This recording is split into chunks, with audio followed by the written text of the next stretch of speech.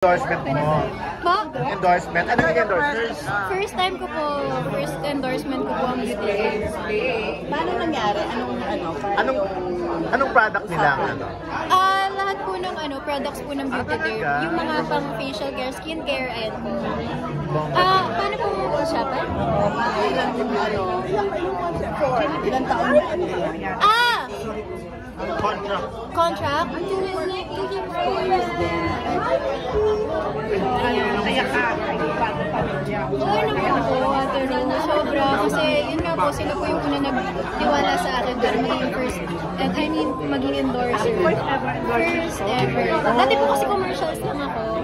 So, ayan, after 5 years sa showbiz, first time ko na maging endorser.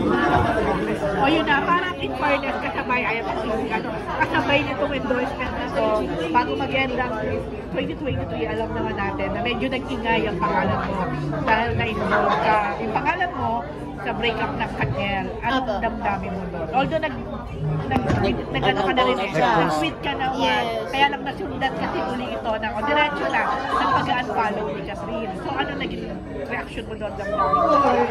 Ate Rose, gulat po ako talaga. Kasi wala naman po kasi talagang ganun eh. Like yung lumalabas na wala po akong sinabing ganun. Wala po nangyari ganun. So, nagulat po ako sa mga nangyari. And parang first time ko po na magkaroon ng ganung issue or something. So, parang ganun pala yun. Ganun pala yung mga nangyayari sa showbiz.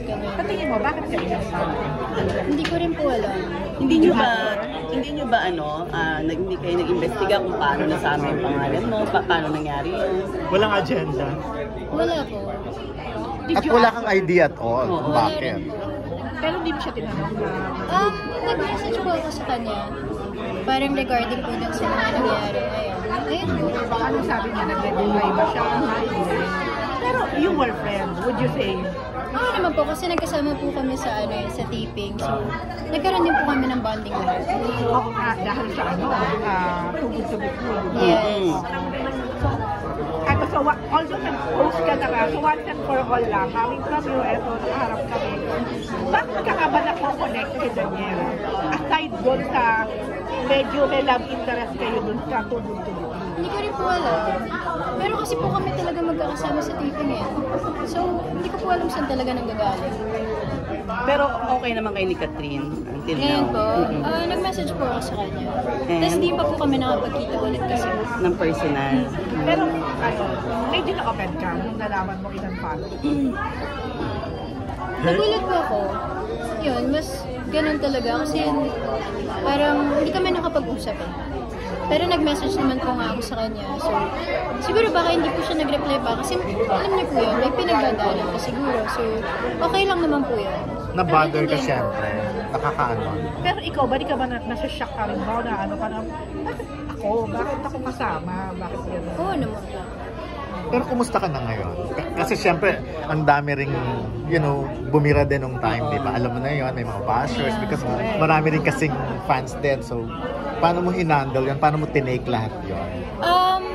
Siyempre, maapektuhan ka naman po talaga sa ganon. Kasi, yan, hindi po maganda yung mga sinasabi. Pero, dahil po sa family ko and my friends na nandyan para, ayun, kumbaga hindi ako iwan.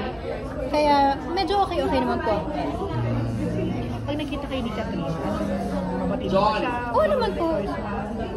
Si Daniel, nakita mo na siya after? Hindi pa po. Hindi pa po. Did he ever say, kahit pa paano, sorry na na-involve ka or anything si Daniel? Parang hindi naman po kami nag-uusap. Even wala po hindi ka niya minetings pa lang na, o ikaw, Julian, sorry, nasasama ka sa issue or something. Wala. Pero nag-message ka sa kanya na bakit ako na-involved dito?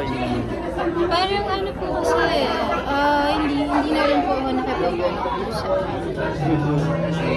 Tsaka ang tagal naman na po namin hindi nag-usap after ng taping. Kumbaga hindi naman kayo naging sobrang friends or... Close. Nung taping po, kami lahat. Yun lang. Pero after that, wala na.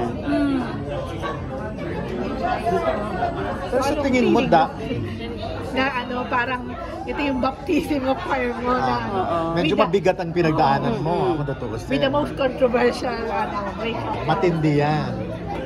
Anong naging Ano naging damdamin mo doon? Nagka-trauma ka ba sa social media after ng mga Meron naman, may ganon.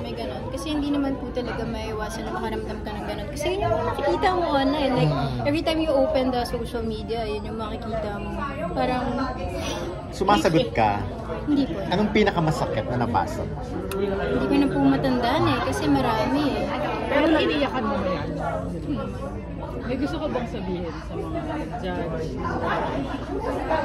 Kasi kung wala ka talagang involvement or kasalanan, parang dapat may mag-sorry sa'yo eh. Unfair sa'yo eh. Wala po, hindi naman po natin makakontrol din yung mga tao. Parang kahit ano namang gawin mo, may masasabi at masasabi sila. So, kaya na lang. Parang kahit ano naman sabihin mo nga, parang good or bad, kung papaniwalaan nila kung ano yung papaniwalaan nila. So, and I can control that. I can control the minds of other people. So, at least, I know myself and I know my truth. Pero with Catherine and Daniel, diretsuhan, do you think you deserve a sorry man lang from them or saying na pasensya ka na nadamay ka? Do you think you deserve? Hindi ko po alam eh. Kung ano po, edi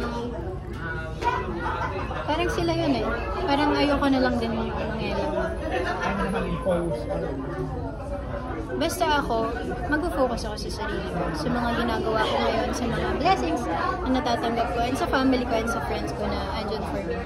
So, yun, mas yun na lang ako. Kasi parang yun nga, ayoko na nung pakialaman yung buhay ng ibang tao. Kasi I have my own life na kailangan ko pang pag-focusan. So, yun. Paano kung mabigyan ka uli ng project din Daniel? Project ko yun eh, kailangan pera. pera. And also with Catherine, okay Oo lang naman din. po. Kasi wala naman po eh. Ngayon ba may boyfriend ka? Wala po. So, Pero after nitong controversy, ang daming nakalinya ngayon 2024 sa'yo, di ba? Parang mas naging gaganda ngayon ang career mo. So, kumusta yung ganun Thank you Lord, of course, kasi may mga blessings na dumadating. And ito, Beauty Derm, tas may sinushoot po, may tinigibin po akong series, yung What's Up with Secretary Kim, and I think may lalabas po. So, excited po ako sa mga Sabihin na yung ginagawa. movie mo. Ano movie? Ano po? Title na movie. Hindi ko pa alam hindi pa pwede. Sige na. Oo, nilabas na. Pwede? Talaye. Talaye po. Talaye. Pero tapos mo na yung i-shoot, diba? Tapos na po yung shoot. With sino yung kasama? Si Kuya John Bascon, si Christoph Garcia, tapos marami pa pong iba, mga magagaling din po na indie artists. Yan.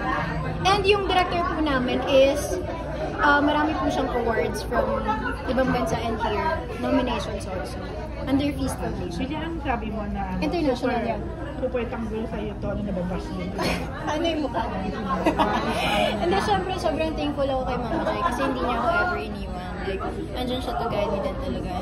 Yeah, Ma, thank you for being there for me. Anong role mo sa What's Wrong? Ay, hindi ko po alam kung pwede na sabihin. Pero malapit na po yung media ko namin. Sana pumunta kayo doon. Baka pumunta kami lahat at Sabi ni Gian, punta kami dun eh. Kaya...